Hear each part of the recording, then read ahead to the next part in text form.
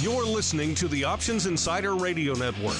For more quality options programs, visit www.theoptionsinsider.com or search for Options Insider Radio Network in your podcast provider of choice. Listeners can also access all of our programming through our mobile app, available in iTunes and on Google Play. Don't forget to follow along with your favorite programs and submit your own questions for the hosts at twitter.com/options, facebook.com/theoptionsinsider, or via questions at theoptionsinsider.com.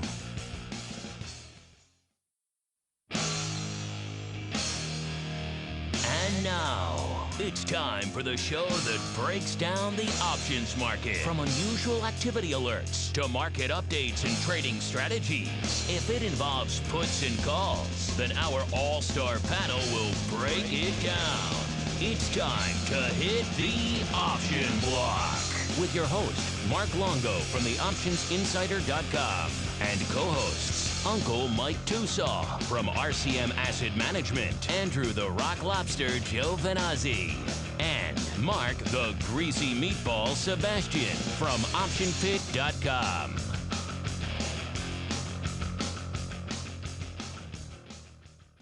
All right, everybody. That rockin' tune means it's time once again for the Option Block, everyone's favorite bi-weekly source for all things options related. My name is Mark Longo from theoptionsinsider.com, as well as, of course, from the old Options Insider Radio Network. We are beaming to you from the old Options Insider studios here in not so sunny, but still rather scenic Chicago, getting on the lower end of the temperature tip here as we move on into crazy. We're approaching mid-December. And if you're going to be, speaking of mid-December, if you're going to be in and around the Chicago area this week, particularly December 10th, that's a Thursday of this week, listeners, we'd love to see you. We'd love to meet you over there at the big Options Alliance Conference. We hold it every year. Despite my best efforts, it continues to expand and grow. We add new features. Last year, we added a venture capital panel. This year, we're doing venture capital again, also adding some stuff for you retail folks out there, people in the retail business anyway, talking about the retail options business and how crazy it is, and also capping it all off with our big financial startup showcase. So it's going to be pretty good stuff. Certainly getting your money's worth. Going to have a lot of content that day, as well as all the networking opportunities and everything else we do, the cocktail reception, all sorts of fun stuff. You want to sign up for a full day worth of great options and derivatives, entrepreneurial and business type content, then surf on over to optionsalliance.org. There's a handful of tickets left. Grab them before they're gone. And of course, we'd love to see you there on Thursday, December 10th. It's going to be down here at the Arditi Center for Risk Management here in the Loop in the Financial Center here in Chicago. So we'd love to see you down there. Optionsalliance.org to learn more. And I am joined on the old program today by my usual compatriots, my usual partners in crime. Starting off with the man beaming in from the land of RCM FS by way of RCM AM and indeed RCM PM. He is none other than Uncle Mike Tosaw, Mr. RCM Wealth Advisors. RCM WA, I guess, too. So lots of acronyms there in the acronym soup. Uncle Mike, welcome back to the program, sir. Make heads or tails of all these RCM acronyms for us, please. Well, I think we should just call ourselves Alphabet, but I think someone else already took that title. Someone beat you to that punch. First it was Alphabet Cereal, and now it's some company called Gagal. I'm not sure how you pronounce that. I don't know. They hang out with those fruit company people out there in California, I guess. I don't know. But yeah, just to clarify, RCMFS is the financial services branch. AM is more the asset management. It's more on the futures side of it. Why they're the asset managers, when I guess futures aren't technically an asset, that part I don't understand. But I think they're kind of getting away from it and becoming more alternative, becoming RCM Alternatives. And then RCM WA Wealth Advisors, that's more along the lines of what I do. RCM PM is for our portfolio margin accounts. So here's the bottom line, folks. If it involves money in some way, shape, or form, we're going to work with you. So don't call the PM desk looking for the night desk. That's not them. But they'll give you a good rate on some margin, which is, as we said many times on this program, is an unsung thing here in the options world. these days. And turning our attention to the other side, the far corners, the hinterlands, if you will, of a little duchy principality known as Maine, you will find a lone house on the edge of the ocean there, on the edge of the shore. And in that lone house, you'll find one very sad and lonely man, and he is the Rock Lobster, Mr. Andrew Giovinazzi, from myriad different appearances on this network, including, of course, his moonlighting gig over there at optionpit.com. Mr. Rock Lobster, welcome to the program. How much umbrage do you take to that intro? I don't know. I kind of felt like that Simon and Garfunkel song. I am a rock. I am an island. Wow, that was on a rock and an island. So that's singing. why you can see why I don't sing. Singing Rock Lobster, a little disturbing. I'm not going to lie. It does frighten many people. Certainly frightens my children. Oh, Dad, please don't sing. Stop, please. Anything but that. You can give us spankings and beatings, but please don't sing. Anything but the singing. There you go. Singing in many parts of the world can be seen as worse abuse than actually hitting your kids. So there you go. That's what they do out there in the Duchy of Maine. And with our team assembled and mostly sane listeners, we're going to keep on rolling right on into the trading block. It's time to break down the latest topics, trades, and trends in the world of options. It's time for the Trading Block. All right, everybody, welcome to the Trading Block. This is indeed the portion of the program where we catch up on the day's activity, what caught our eye from an options and indeed a broad market perspective. We are recording this on Monday, December 7th. Again, hard to believe that the year is almost screeching to a halt here at the end of the year. Time flies, but of course, we're going to spend some time here dissecting today's activity, and it was mostly downside throughout the day, giving up a little bit of that towards the end of the day, but still mostly downside here on the old street. S&P off 0.6 of a percentage point or so, a little over 12 handles on the day. The NASDAQ and the Dow off similar percentage ranges. And of course, with all this red, all this downside on the screen, ye old implied volatility of the SPX front month with a little bit of skew thrown in, aka the VIX, aka the Fair Index, popping up a wee bit, up about 1.4 handles on the day, closing a little over 16 handles, 16.20 to be precise, or for all of you out there, percent of percent fans, about 9.5% on the day. So a lot to sink our teeth into, but before we do that, let's check in with each of our cohorts, see what caught their eye in today's activity. Mr. Rock Lobster, while you were whiling away the hours there, lonesome and sad in the Rock Lobster HQ, in the hinterlands of Maine, you had lots of time to watch the market. So what caught your eye in today's activity? Lonesome and sad. Now I'm going to keep singing. I've decided I'm going to keep singing. We've created a monster. Lonesome and sad. I think the move in volatility was reasonable considering, we're down like a 1%. It feels like it was mostly due to oil kind of hitting some fresh near-term lows. And it was sort of dragging down everything else with it. So I guess lower oil prices are bad for everybody. It reminds me of Kramer, screaming, why is low oil prices bad? But it means there's less drilling. It means there's who knows what. But for whatever reason, I think it's mostly causing, as usual, people with some leverage, I think, some trouble. So, there's a lot of sort of high yield debt that's tied to oil and gas exploration, production, all that kind of stuff, and all production, their money's getting squeezed. The production is there, but the dollars per barrel are not. So just the arithmetic of leverage on all this stuff is making people a little bit nervous now that OPEC has decided to put the squeeze on everybody. And I think they're also squeezing the Russians and squeezing domestic producers. I'll see how low it can go. And I guess that's where we are right now. But Mr. Rock Lobster, I filled up here in downtown Chicago for $1.86 the other day. So how can things be bad? I think that should be good, right? $1.86 in a place where people actually live. It's crazy. I know. I know it's been 3 cents a gallon out in the hinterlands of Maine for decades now, but here it's a little more expensive than that. Yeah, I know. So I find it, well, it's just, again, that oil and gas is 10% of the S&P 500, and it's getting sold off pretty hard. All the MLPs are down, 5-6% today. haven't seen any dividend cuts coming down the road since kind of the first wave, but apparently people think they are. So they are selling the bejesus out of them. And Exxon was down $2.50 today, something like that. The last time I looked, yeah, $2, so down 2.5%. So I mean, that's some big market cap coming out. So bad for oil producers, bad for all drillers, MLPs, anything connected with oil at all. And down goes the market, especially after that massive rally we had on Friday, massive vol-killing rally.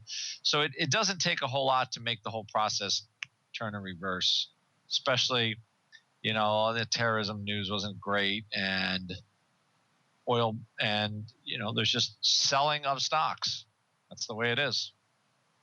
And speaking of the way it is, when we want to hear what the way it is, we turn our attention to that little hamlet out there in the suburbs of Chicago where Uncle Mike resides and has a very high BBI on days like today. Uncle Mike, what caught your eye in today's activity, sir? Bruce Hornsby in the range. That's just the way it is. Do-do-do, do-do-do, Wow, we're getting all sorts of musical interludes on the program today. It's a musical kind of day, of course. Now, I'm with Andrew in that I think a lot of what's happening today is oil related. Looking at XLE, the ETF that tracks the energy sector of the marketplace, it's down 3.8% in a day. And that's not just one company having a bad earnings or a bad announcement or something along those lines. That's the energy sector down 3.8%. And that's big. I think that if you look at a lot of other things throughout the marketplace, let me just pull up some random names here. And looking at it, we didn't really have a broad-based sell-off, I would say, just because we didn't. Procter & Gamble up 54 cents on the day. Starbucks up 14 cents on the day. Tesla up 75 cents on the day. Verizon up 35 cents on the day. Walmart up 1.4% on the day. So there were a lot of names that were higher today, but by no means is this a broad-based rally. I think a lot of this is coming from the energy sector. So, at some stage, oil's going to come back, I think. But what I found interesting, it wasn't today, but at the OPEC meeting last week, they're announcing how a lot of countries are even going to up oil production in the Middle East. And with that, I think that they're just trying to say that, look, we're still going to do what we're going to do, and we don't care about the price of oil. We're going to show you and still get all this oil. And then eventually with supply and demand, we do have a lot of supply right now. The second most annoying thing to hear about on the news at this point, next to, I'm not even going to say it, but it's a three-letter word that rhymes with shed. The second most annoying thing to hear on the news that we constantly hear about so much is the high supply of oil with which we have in the world right now. And not necessarily because it's a bad thing, but the reason I think it's somewhat annoying is just because we hear about it so much. And it's true, we do have a lot of supply. And when there's a lot of supply, it is simple economics and that the price is going to go down. So at some point, there's going to be more demand to keep pace with supply, and if not, supply is going to come down. And either way, when supply and demand get to equilibrium, not that I'm an economist by any means, but when supply and demand become in equilibrium, I do think that that's going to equal higher oil prices. Now, whether it's going to be supply getting lesser first or us having more demand, who am I to say with that? But I think in some point we're going to get the two to meet up somewhere in the middle.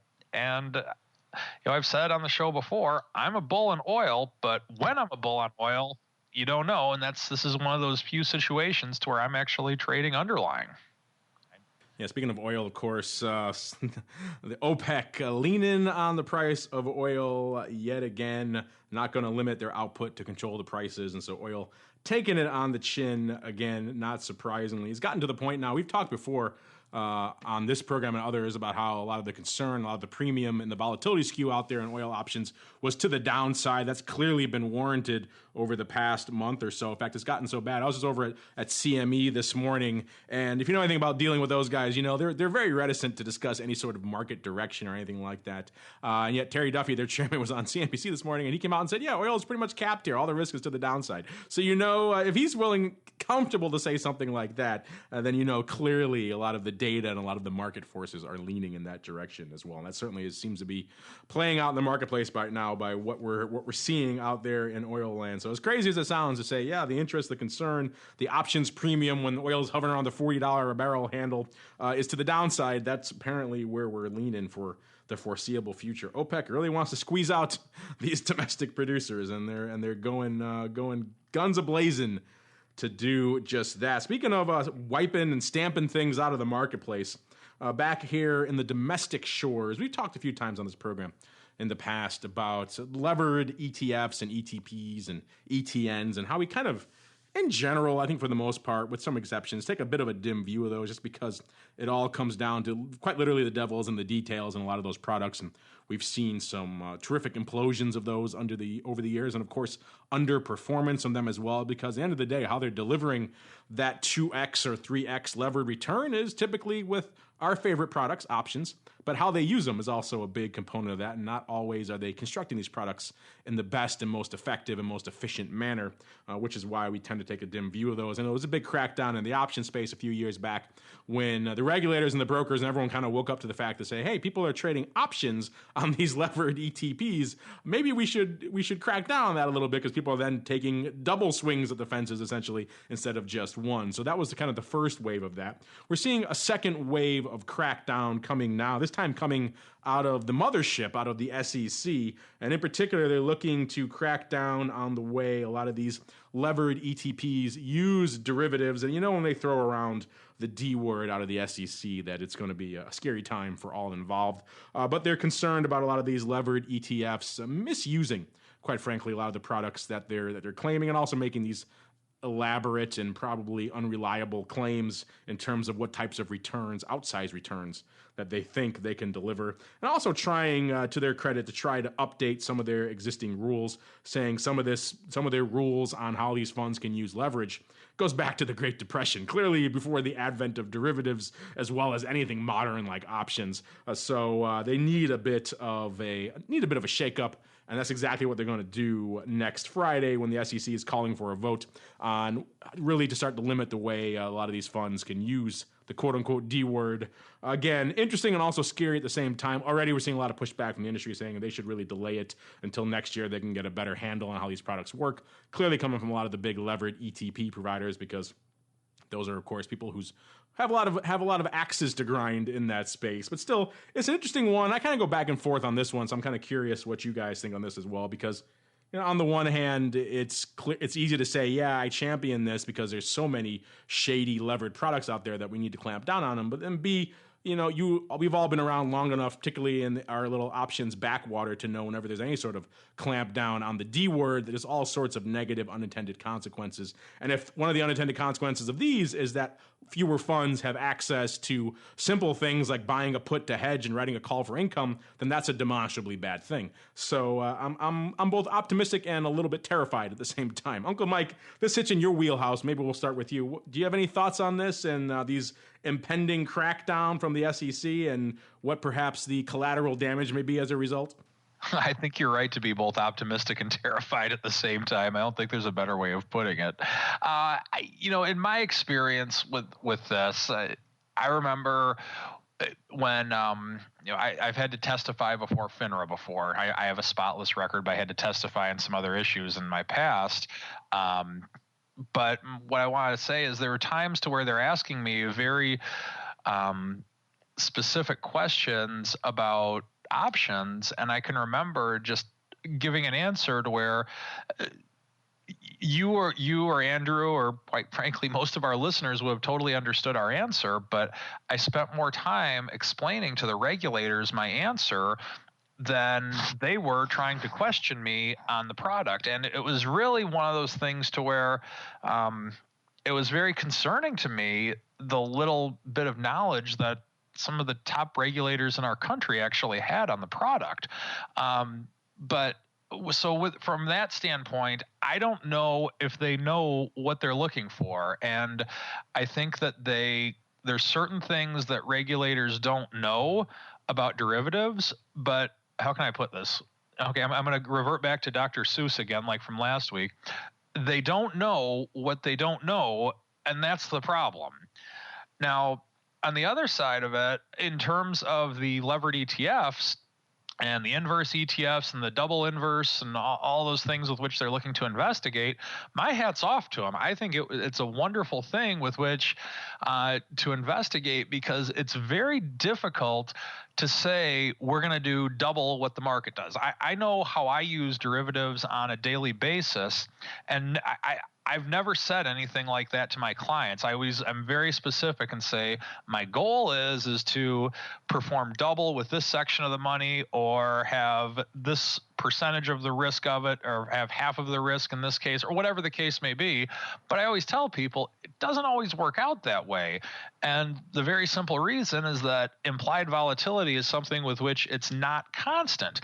Until we have constant implied volatility, which will never happen, there's no way with which you can possibly use options to give an exact number of this will perform at twice the level of the S&P and this will perform at half the level of the S&P, or whatever. It's not possible to do unless you can guarantee implied volatility in one way, shape, or form, or interest rates, meaning rho, or just all the different factors that go into using options. Now, you could say, okay, well, we use futures for our ETF. Well, there's still going to have to be some type of interest rate component that exists in there as well. And since interest rates are not constant, you're never going to be able to get something exact. And so I think that there needs to be an investigation to see exactly what they're using and what they're doing. And we've dissected a lot of these products on the show before. I'm not going to get into that.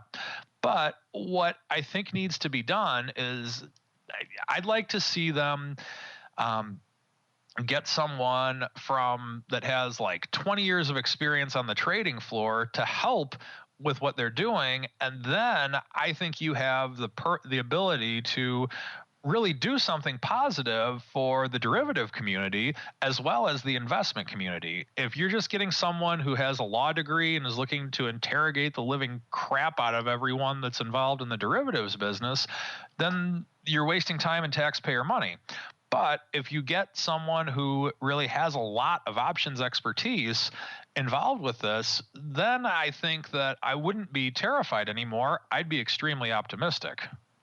Unfortunately, you're going to get the latter. That's the complaint I've actually heard from a lot of commissioners over there, that they have far too many lawyers and not enough traders and people with practical knowledge of the marketplace. So that's exactly what we're going to get. We're going to get a bunch of lawyers deciding the fate of the derivatives market, and we've all seen, how well that could turn out. Hey, maybe there's a little ray of sunshine there, maybe a little hope for optimism. I've seen too many failed attempts to be optimistic. Perhaps the deeply, deeply cynical nature of the trader in me is pushing me towards the dark side. But we'll see. I'll remain that little ray of hope, but I'm not optimistic. As we keep on rolling, I am optimistic, though, about some cool options activity, because it's time for the Odd Block.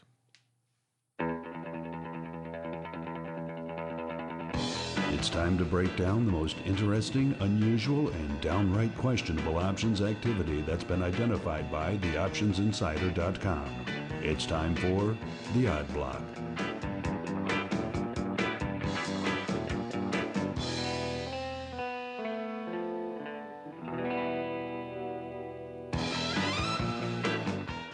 All right, everybody. That funky tune means it's time once again for the Odd Block, my own personal favorite portion of the program. No offense to Uncle Mike and his strategery block, or even you guys in the listener mail block. I just like to dig into some of the weeds, some of the odd places, the dark shadows and crevices of the options market, if you will. And we're going to kick things off. Speaking of odd ones, just the name alone, it's a bit of a mouthful, listeners.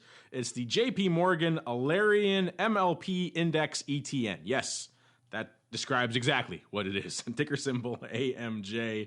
This product closing $25.22. Not the best day for them, off nearly $1.70 or over 6%. On the day. If you're kind of wondering what the hell is that mouthful of acronym and alphabet soup, they seek investment results that correspond to the price and yield performance of the underlying index, which is, of course, the Alerian MLP Infrastructure Index. So there you go. More obfuscation on the part of this product. This is the name that does about nearly 4,000 contracts a day, so decent volume, I would say, robust volume compared to many of the odd block candidates that we talk about here on the program. But today, just lighten it up, no doubt because of all that downside love, to the tune of 117,000 contracts. Pretty even puts over calls, so a little bit more puts, but not as heavy as you might think given the stock's off 6% today. That might give you some clue as to what we were looking at today. Some size upside call love, which was interesting for a couple of reasons. Not just the fact that it's sizable, but also on a day when the stock is getting schlumupped, to use the technical term.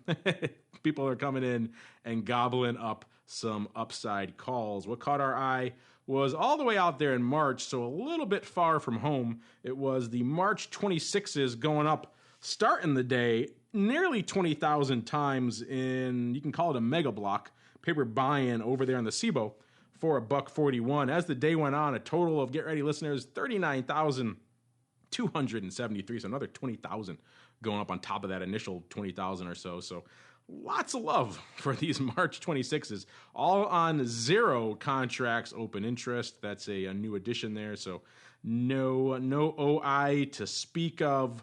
It is worth noting it was just kind of a super active day across the board. We also saw some action on the put side. The Jan 25 puts going up 40,000 times on 293 contracts open interest, as well as 16,000 of the D's 27 puts going up on 15,000 contracts. So that could be lion's share closing there, and nearly 10,000 of the D's 26s as well. So paper across the board. But Mr. Rock Lobster, we're going to focus our gaze, our lightning gaze, if you will, on these March 26s. What's your take on our friend just loading up on all of the upside here in the JP Morgan Alerian MLP Index ETN? Say that 5 times fast. All I'll say is their biggest, like the big holdings are like Kinder Morgan and all the big MLPs, which are just fell off a cliff. I don't know if a massive fund is unwinding these things, but you look at these things and they are charts of doom. So all I know looking at a chart is, wow, they're not, what happened to these? AMJ 2 weeks ago was $32. So that's a pretty huge move for the size of, especially, so either they're thinking there's going to be massive dividend cuts, something's going on. It looked like all the dividends were relatively stable, but that could change, obviously. And there was some bottom fishing last week in AMLP, which is a similar type of product. And but today anyway, so they got run over on Friday buying calls. Today, though, they don't look like they're getting as run over. As far as at the end of the day, they closed an average price of $1.62. So, I mean, they definitely did a little better. I also saw some 1x2 puts. I've got a little birdie told me about 1x2 put spreads going up. Paper buying one, selling 2 for a credit. That was initially a kind of a bullish type trade. So I don't know when the worst is over for these things, but they have gotten just totally shellacked. So right now they're kind of feeling like a little bit like fallen knives. I have to admit, I've got my fingers singed a little bit on this. I started kind of dabbling around the 31 area. Not a lot, but still, it's not right. Even though I'm collecting a pretty good dividend, it's just smudge all over the face. Oil smudge. The technical term you're looking for is schlimmupped. That's what we're using here. Definitely a bit schlimmuppy. So I like your charts of doom. That's a good one as well. When they go straight down like that, I don't know what else you call them. That'd be a good name for a newsletter product. Subscribe to our charts of doom and find this name that is doomed this week. I would subscribe to that. That might be a good one. I might have to borrow that for my own usage. Hey, feel free. Speaking of marketing, you guys always come up with clever products, so what the heck? We have a few. Speaking of which, I want to meet the marketing guy for this one, the JP Morgan Alerian MLP Index ETN. It's got to be great to fit on a business card or to say at a conference, hey, would you like to buy a share of the just too much of a mouthful. They really need a better name for this one. But still, interesting, fun stuff. And, of course, very easy to get schlimmupped on those charts of doom, which the Rock Lobster is so fond of. As we move on to another name that perhaps a little bit more familiar to the lion's share of our listeners, this is indeed SPY, the mothership from whence all trading seems to flow these days, unless you're talking Apple or VIX. Those are pretty much the other two big names we talk about all the time. Good old SPY. I won't need to go into the details on this one. Does a lot of paper, as you might imagine, averaging about 2.6 million contracts a day. So a wee bit of paper going up in good old SPY these days. Only a mere 2.1 million today. So just child's play today out there in SPY land. And of course, with so much paper going up, it's impossible to try to really find any sort of trend or anything like that. But what caught our eye was one interesting trade out here, out in the Jan expiration cycle. So not as far, not as distant as the March stuff we were just talking about, but a little bit closer to home. In particular, it was the Jan 213. Let's see if I can actually scroll that far. My computer is giving me, here we go. The Jan 213 to 16 call spread going up, for 52 cents on this one, and 2 blocks on the Philly, 26,700 times. That's where we first saw it. Looks like about a total of 30,000 went up on one strike, and about 54,000 on this 216 strike. So perhaps a bit of a ratio there. Looks like a bit of a close and roll. The old 213s have about 53,000 contracts open. The 216s have about 24,000. So clearly opening on the 216 strike. But still interesting stuff. It was also looks like maybe some closing out in Dees as well. So could have been some rolling from the Dees out to that Jan 216 strike as well. Mr. Rock Lobster, we don't really talk about SPY that much because there's just so much going on out there in SPY. You can do a whole show on that. And it's kind of hard to find the thread sometimes because there's just so much noise out there. But this is an interesting one. So walk us through it. And also, what side were our friends on here? Were they buying the 213s and then selling the 216s or vice versa? I thought it looked to me vice versa, where they're rolling out of 13s into 16s. It looked like there was a couple of combinations of it. It had all the earmarks of they kind of want to stay in, but all of a sudden they either were taking profits or they wanted a little more time. It feels like the little sell-off was a bit of a surprise, and it just had all the inklings of saying, I want a little more time. I want a little more time, and I want to take some money off the table, maybe be long a little less. So it had the idea, I want to keep the delta, but I just want to reduce the impact a little. That's, again, hard to parse through the stock and everything, but I just saw those big prints very early in the day, and I found them surprising. I'll just say surprising. I'm gonna go out and say that. Surprising. I was surprised. You sound very surprised.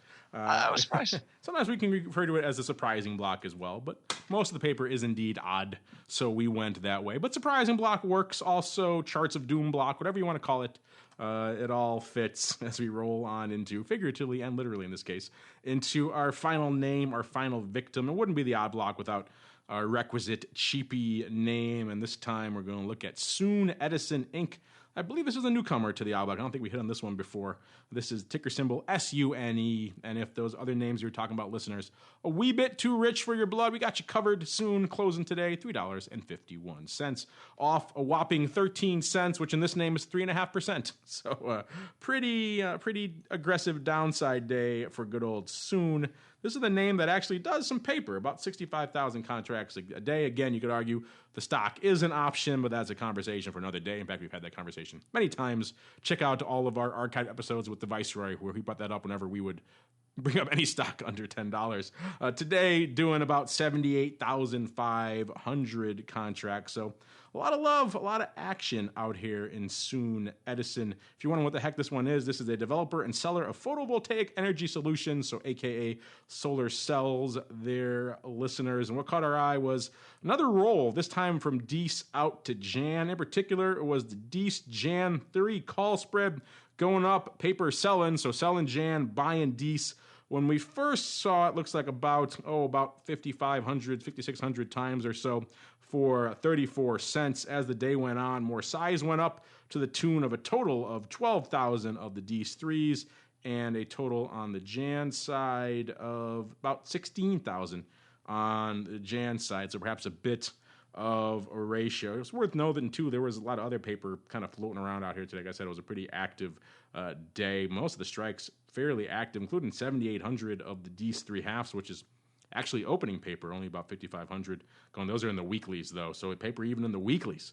There's weeklies on these $3.50 names now, Andrew. That's terrifying in and of itself. But still looks like our friend, like I said, buying D, selling Jan, looking to keep a little bit of his aggressive premium right on here and perhaps harvest a few more months, or in this case, at least one more month worth of premium. Looking at the chart here, he's playing with a wee bit of fire. It wasn't that long ago. It was, about less than a month ago that this name was trading $8. So he's aggressively right in the 3-strike.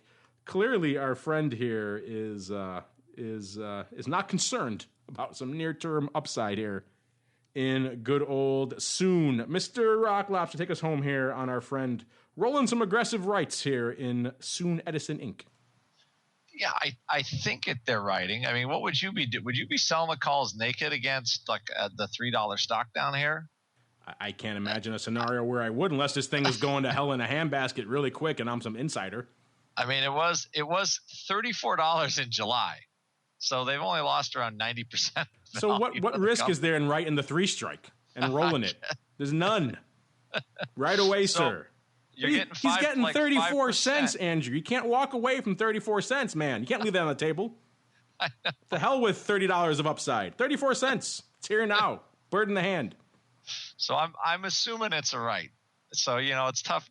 Part of this, of course, this is odd block. This is speculating, professional speculating. But I think there's a couple of people in our chat room that actually got interested in writing this. I mean, it was, I think, kind of a hedge fund darling, and then they all basically hit the exits.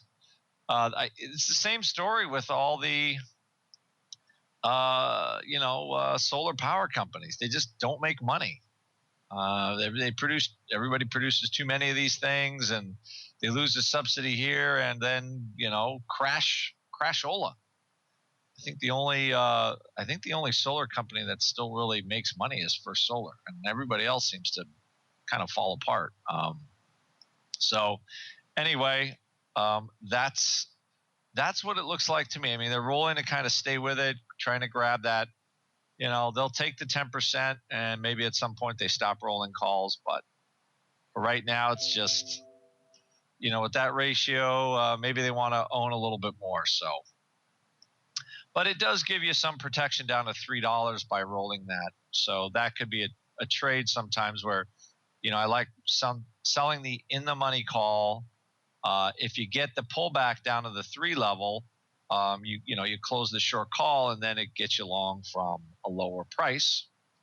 So it's not a terrible strategy if you want to try to stay long and you're just kind of bottom feeding around. So it is a strategy, and it could work as long as the company just doesn't go out of business. It is a strategy, yes. Damning with very faint praise. All I got to say is I'm happy the Viceroy is not joining us on this one, because he would take many dim views upon. If you're writing that 3 call for 34 cents, he'd be questioning very dearly why you're still in the stock. But that's a conversation for another day. At the end of the day, we'll leave it with it is a strategy. It is a strategy. Go from there. As it is Monday, listeners, so it's time for Uncle Mike to take the reins and deliver us some strategery. It's time to dispense options, wit, wisdom, and education. It's time for the Strategy Block. All right, listeners, like the man said, this is the portion of the show where Uncle Mike steps on down from on high, or in this case, down low there in sea level, St. Charles, Illinois, to dispense some options, wit, and or wisdom. And he's always so timely with these segments, and we just spent a lot of time talking about some questionable, dubious, if you will, roles of options, as Andrew referred to them as a strategy. Not particularly one you may not want to pursue, but still they are a strategy. So Uncle Mike, ever the timely fellow, my birdies are whispering in my ear that perhaps you may be thinking about some roles or some ratios yourself out there on the ye old calendars. Are my birdies correct, sir? I've traded the minions back in for the birdies. They're just more reliable at the end of the day. Oh, come on. Well, unfortunately, I hate to admit it because I am very loyal to the minions, but in all honesty, after seeing the movie, I think I'm with you. I think I'd go with birdies myself. Yeah, I was not overly enthusiastic about that. I was looking forward to it, but yeah, didn't really deliver for me. No, it did. It was a movie that it could have been a lot better. They should have kept the bad guy in. As Andrew might say, it was a movie. It was a movie. It was a very average movie when I was expecting a phenomenal movie. Well, there you go. That's your fault for getting your expectations up on the Minion movie, sir. But we'll deal with that another day. Walk us through your crazy strategy of the week, sir.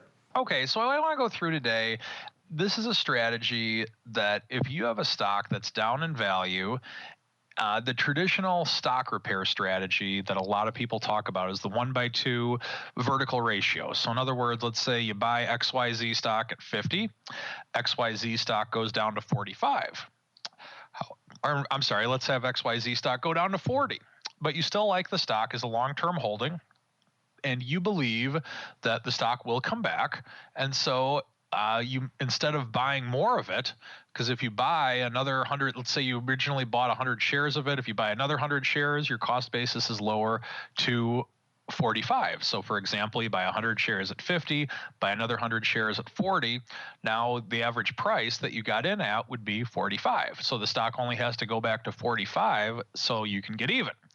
I'm personally not a fan of that. Not to say that I'd never do it, but it's not the number one play in my playbook. So let's just say what I like to do in that situation, the basic one would be a 1-by-2 ratio vertical.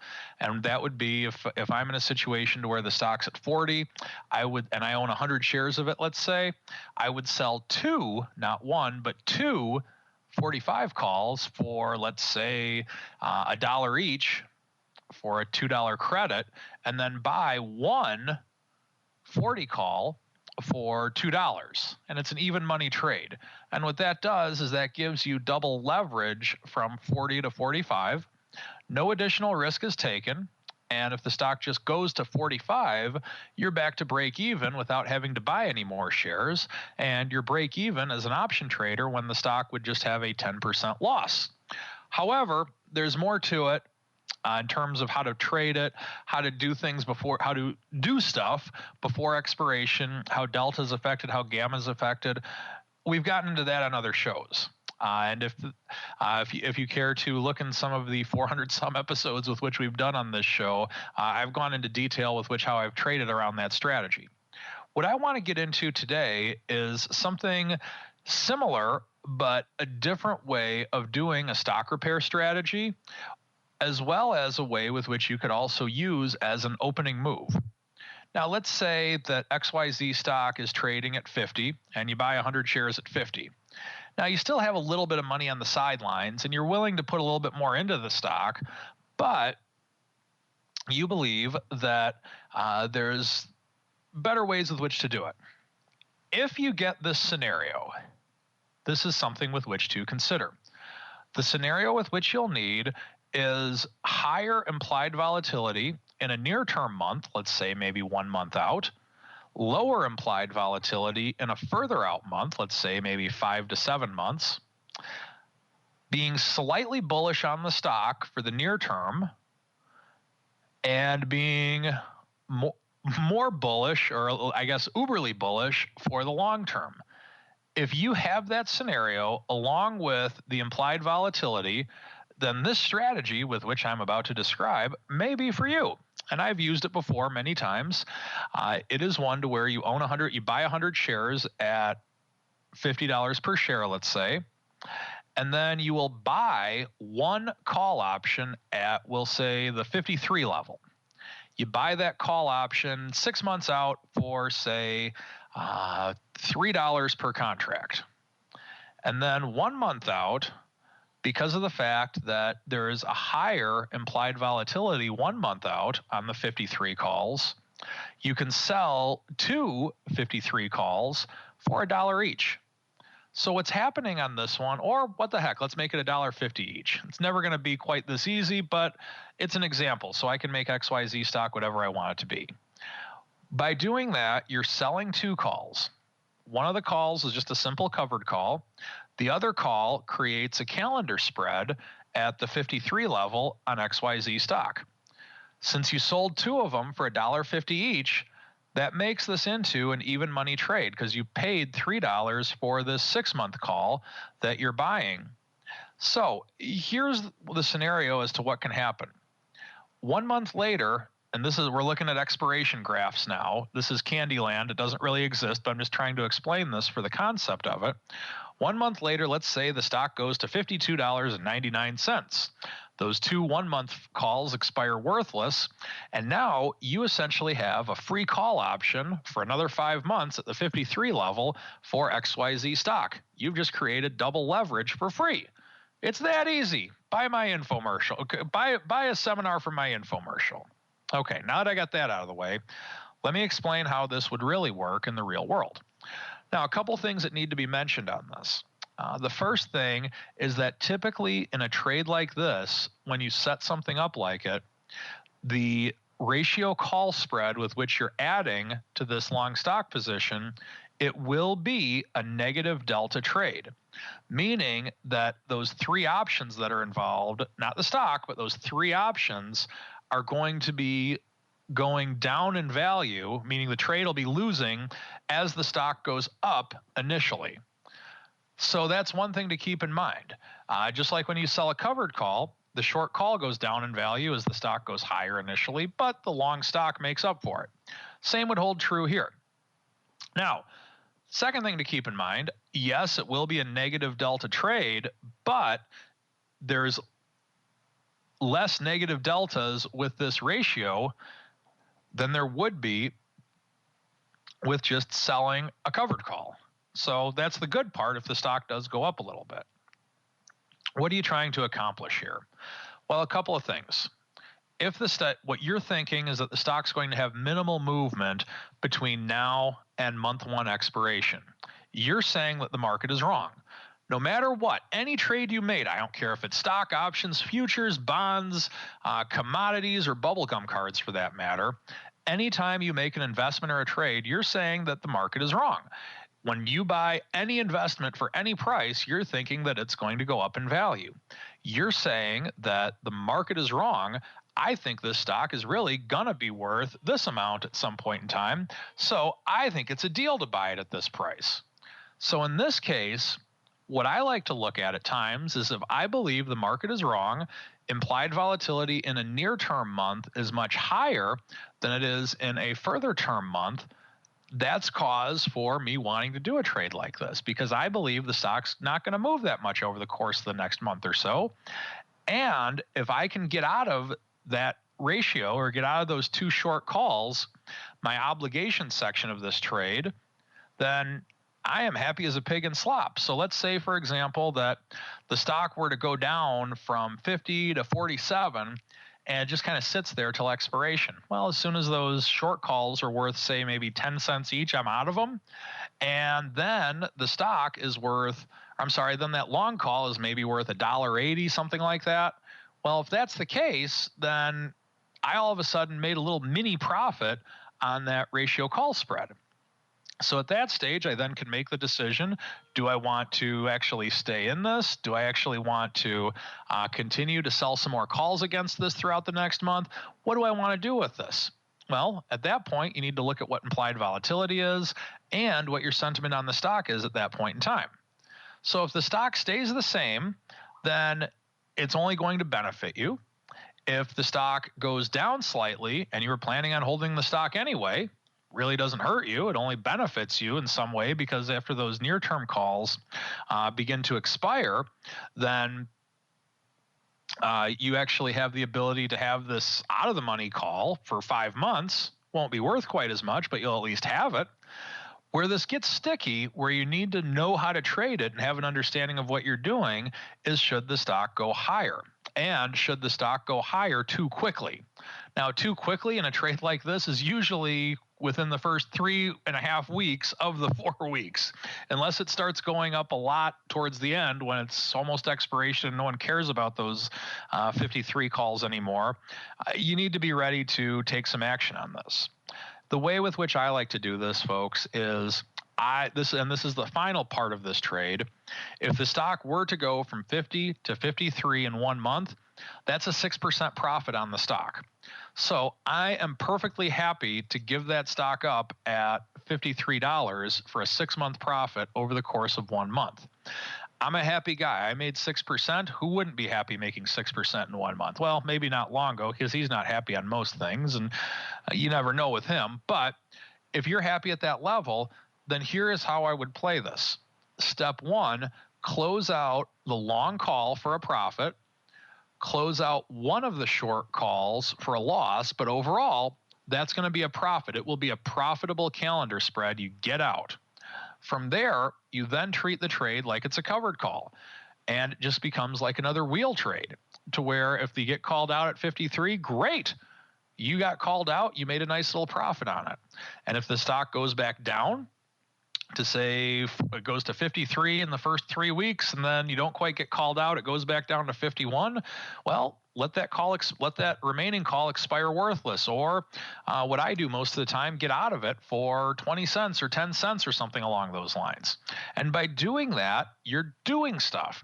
You're actually creating money out of using these option strategies. This is a stock that you were going to hold anyway. Now, in the Candyland example with which I just presented, it didn't cost you a darn thing, nor did it take up any additional margin. So you just created money out of thin air. It did not exist. You did not require any additional margin. It just happened. Now, in reality, you're not going to get these at even money every day. I don't mind doing a trade like I just described for a small debit, but you need to really keep a close eye on it, and you need to have a firm understanding of how you're doing it and why you're doing it and what you're doing when it goes to certain levels. So the ratio calendar spread combined with stock is the strategy of the day, and that is one to grow on. Thank you for that, Uncle Mike. I'm not sure what you mean. I'm not that dour over here. I'm always a ray of sunshine here on the program, even when we're talking about a strategy like the Rock Lobster may be alluding to. All right, that's our strategy block, listeners. If you didn't have time to check it all out, maybe you were driving, pause it, rewind it. Uncle Mike gets into some good stuff every Monday here on the old program. But now it's time for us to keep on rolling into our final segment. It's time for Around the Block. It's time to tell you what we'll be watching on our trading screens until the next episode. It's time for Around the Block. All right, everybody, welcome to Around the Block. Like the name implies, this is the portion of the program where we tell you what we're watching, what we're keeping an eye on, not just random strategies from SUNE, but a lot of other things kicking off this week. Of course, we are getting into the teeth of it. The will they, won't they dance of the Fed coming to a head.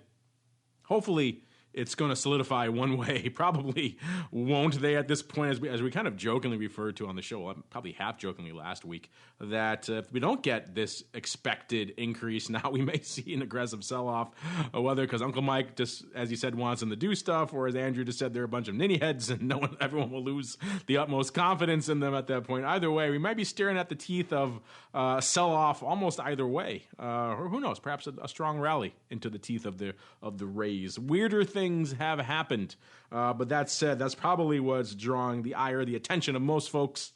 Mr. Rock Lobster, anything you want to add to that heady brew coming up the week ahead, sir? So what we've got, it's Ninnyville. If they don't get off the pot, it's Ninnyville. That's all I can say about that. And I think they should be raising rates at this point. I mean, you got 5% unemployment. The only problem is the government has a massive balance sheet and they need to stop borrowing money anyway. So you might as well make them stop borrowing it by charging them interest on it. I don't know what else do you do?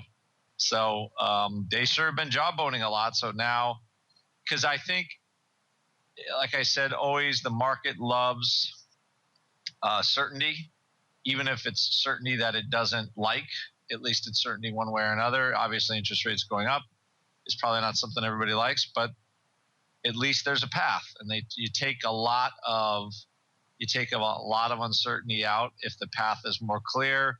that also would probably signal that the ECB is going to, that's what, Draghi last week, his rate is what did he do? He ticked down the negative interest rate on deposits or something like that, but he didn't do a whole lot. And, Europe sold off, but it's since recovered a little bit. So the market, they want the central banks out of the market. They want governments to just try to run some sort of, reasonable budget, and time to get past 2008 because it's 7 years ago already.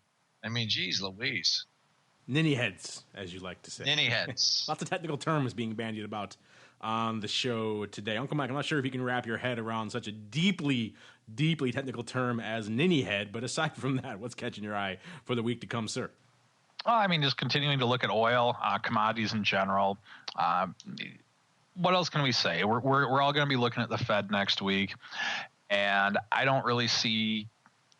I think they're going to do it, but I've been wrong before. And if they don't raise rates at this point, it's just the weirdest thing. People hoping for a Fed raise to make the market go higher. I don't think we've ever. We were talking about this a little bit last week. I know at least in my time in this business, I've never run into this situation.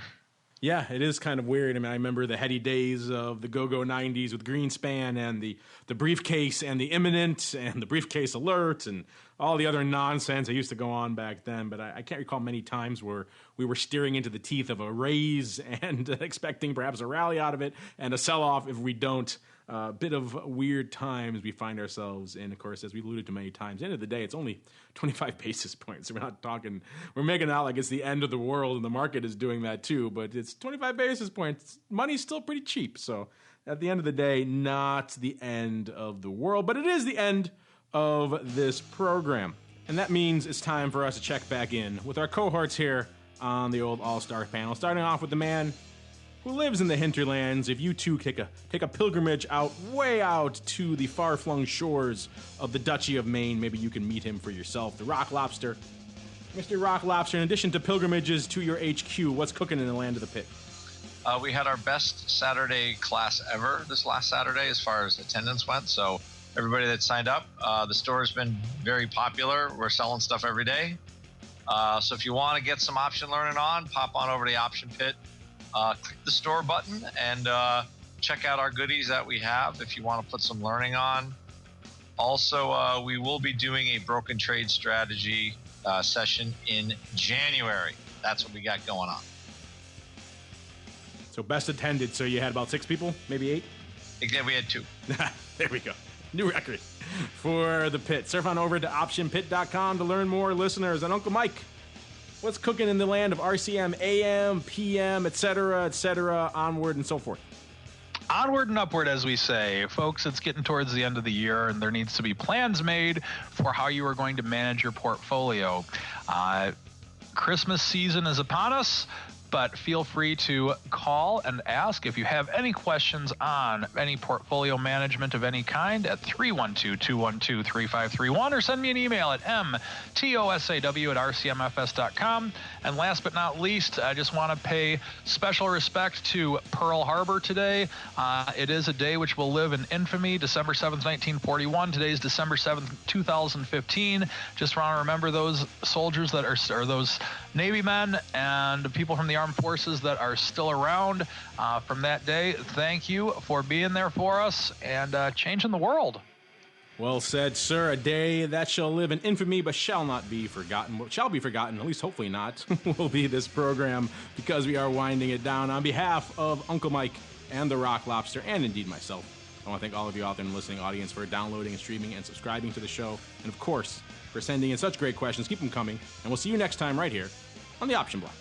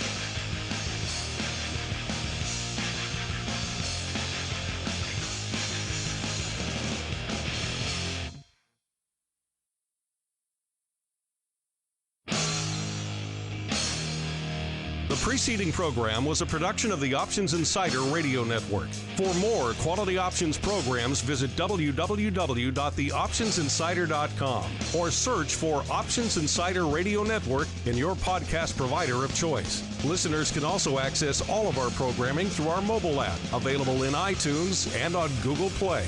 Don't forget to follow along with your favorite programs and submit your own questions for the hosts at twitter.com/options, facebook.com/theoptionsinsider, or via questions at theoptionsinsider.com.